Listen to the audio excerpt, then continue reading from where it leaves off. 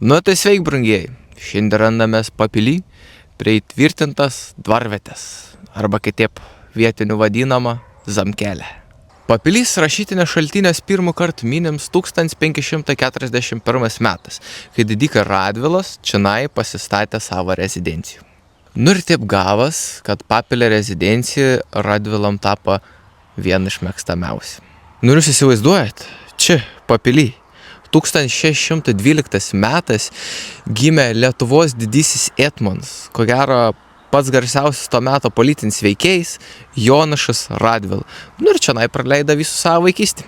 Tai va, brangieji, Papilys klestėja, vyko turgai, buvo nemažai karčiamų, tik tais kaip bebūtų gaila, 1658 metais švedų kariuomenė sudegina Papilio dvarų ir visas veiksmas persikėlė į Biržus.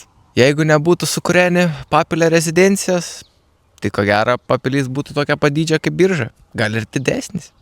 Dabar atvykę čionai jūs pamatysit labai jaukų kalniukų, apaugusi medžiais ir apsupto gynybin griovių, katram dar palei šiol ir vandens. Nu, pasižiūrėjai žemyn, pamatysit akmeninis pamatus ir plytų gabaliuks, kad byloja apie čionai kadais stovėjusią pilį.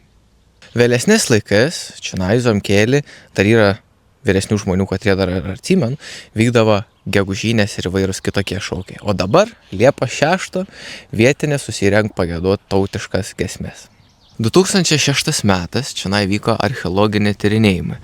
Nu ir rado tikrai labai įdomių dalykėlių. Katros jūs galite pasižiūrėti Biržų krašto muziejų sielų. Pabaiga, sakau, tokį legendų vietinį papasakosiu. Žodžiu. Vietinis zenkiokas užsimanė Radvilų lobių paieško čionai. Pasiėmė šiupelį, taip tyliai, niekam nežinant, ir čionai pradėjo kasioti. Nu ir šiupelis pataikė ant kažkų labai kietą. Tanis atkasė daugiau ir pasirodo, tenai buvo didžiulas gelažinės durys. Nu, anis atidorė paskiau, užadė tokį stiprų pelasę kvapų. Nu, anis įsigunda tų durų. Ir uždarė viskų, užkasė ir tepė slides.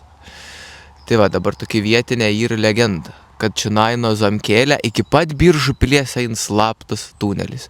Nu, bet tų durų daugiau nieks ir neberado. Iki sekančių.